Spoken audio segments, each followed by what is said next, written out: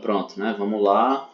Vou falar aqui sobre o meu projeto, né? Que eu propus da questão da competição dos foguetes na atividade da semana 5. E o nome do projeto é Competição de Foguetes. O tema dele é para você verificar, né, as relações entre matéria e energia na prática, a questão do lançamento oblíquo e as trajetórias parabólicas, né? Matéria e energia, porque você vai ter, né, conversão da energia que está na bomba de água para o foguete, né? E a faixa etária de trabalho, né, esse tipo de assunto, lançamento oblíquo, né, historicamente é falado no primeiro ano do ensino médio, né? Então, eu coloquei aqui alunos de 14 a 16 anos, que são os que estão geralmente no primeiro ano do ensino médio, né?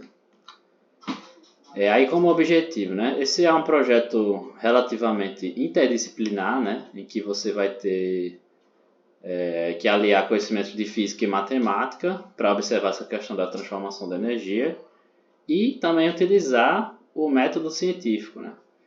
E como objetivo mais específico, você vai justamente ter que aliar a teoria com a prática, né? Mas de um jeito um pouco não convencional, que eu vou falar mais para frente no procedimento, né, do projeto.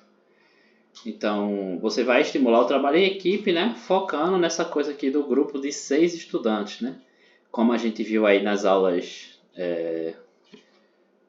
que foram passadas, né, uma das aulas falava que existe esse número entre 4 e 6 estudantes, que é o número mágico, digamos assim, né, que vai ter trabalho para todo mundo, não vai ficar gente sem trabalhar, etc. Então a gente foca nesse número de 6 estudantes.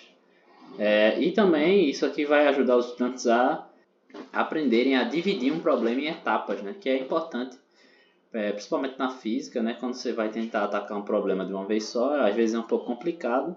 Então dividir o problema em etapas menores e mais palpáveis vai ser importante aqui. Pronto, aí acho que as competências da BNCC que vão ser abordadas vão ser as 3 competências, né? A primeira, na questão da matéria e energia, né? Que está contemplada na habilidade 101, que versa sobre, né, quantidade de matéria, energia e movimento. A segunda, né, que fala da dinâmica da vida, da Terra e do cosmos, nas habilidades 204, que fala sobre elaborar explicações, previsões e cálculos a respeito dos movimentos de objetos na Terra, no Sistema Solar e no Universo. Que é exatamente o que os estudantes vão estar fazendo. E na habilidade 205, que fala para interpretar resultados e realizar previsões sobre atividades experimentais, fenômenos naturais e processos tecnológicos, né? Que é exatamente o que eles vão estar fazendo, realizando experimento e tentando fazer previsões sobre o alcance, né, dos foguetes. E, por fim, a competência específica 3, né, que fala, digamos assim, mais sobre o método científico, né, e as habilidades investigativas, né? E estão contempladas aqui na habilidade 301, que fala sobre construir questões, elaborar hipóteses, previsões estimativas e empregar o instrumento de medições. Então, tudo isso vai ser trabalhado aqui no projeto. Então, os materiais, né? Para construir, você precisa basicamente de uma garrafa PET, uma bomba de ar ou de água, né, que vai servir como propulsor ali para o foguete, canos de PVC, né, para fazer as hastes, né, do foguete, pedaço de isopor, uma trena, né, para medir o alcance, de fato, e um cronômetro, né, se você quiser medir o tempo também, né. Mas como o nosso foco aqui vai ser o alcance, né, o cronômetro não é tão relevante assim. Bom, e aí a chave vai estar nessa questão de que vai ser um lançamento de 3 foguetes distintos em momentos distintos. Então ganha quem tiver o maior alcance médio, considerando os 3 lançamentos. Por que o alcance médio? Né? Porque você não quer favorecer apenas um lançamento, né? Então você quer avaliar o progresso geral da execução total do trabalho, né? Então a média te ajuda a ter uma medida mais justa, né? Uma medida somativa, digamos assim, mais justa no final. E dividir o problema em 3 etapas é importante para acompanhar o progresso dos estudantes de maneira mais formativa, como vocês vão ver nesse slide agora, né? Então, o que acontece? A gente vai dividir em 3 lançamentos que vão acontecer em 3 semanas distintas e em cada semana a gente vai ter 2 encontros. Então, eu não coloquei dias aqui, mas, por exemplo, né? Se coloca um encontro na segunda, outro na sexta, por exemplo.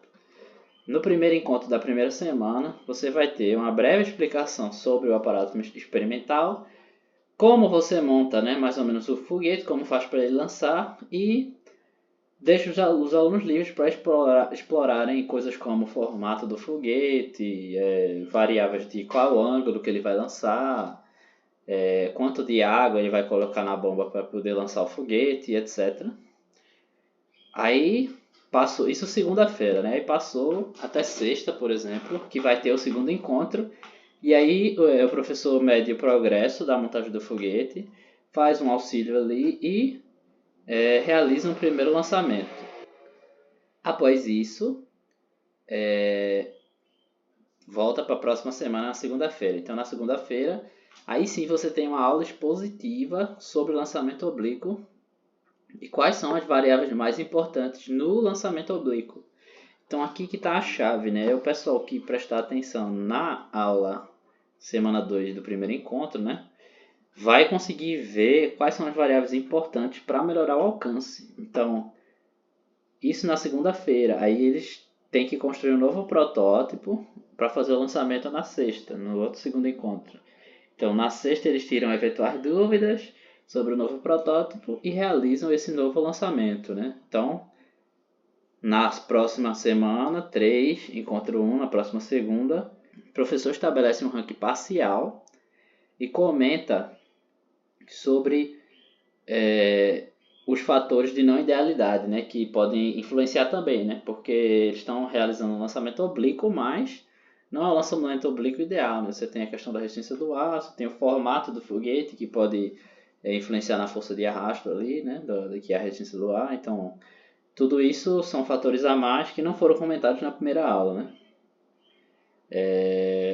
E pronto, aí na sexta da última semana eles realizam tiram mais dúvidas e tal, e realizam o último lançamento e fazem o ranking final. Então, essa divisão em 3 momentos em que eles realizam, digamos assim, a mesma atividade, mas com um nível de instrução diferente em cada etapa, né? Então, da primeira para a segunda semana, aquele grupo que prestar atenção bastante vai ter uma melhora considerável na questão do alcance, e a média das 3 atividades a média dos 3 alcances leva em consideração o progresso durante o trabalho, né? Então, em questão de avaliação, a gente tem um caráter mais formativo, onde a gente avalia o comprometimento dos alunos durante o processo e a execução do trabalho em equipe de maneira eficiente, né? Então, esse seria o caráter mais formativo de avaliação. E o progresso pode ser de fato quantificado, justamente como eu falei, avaliando a melhora do alcance entre o primeiro e o segundo lançamento, que é onde houve a instrução de fato da teoria, digamos assim, né?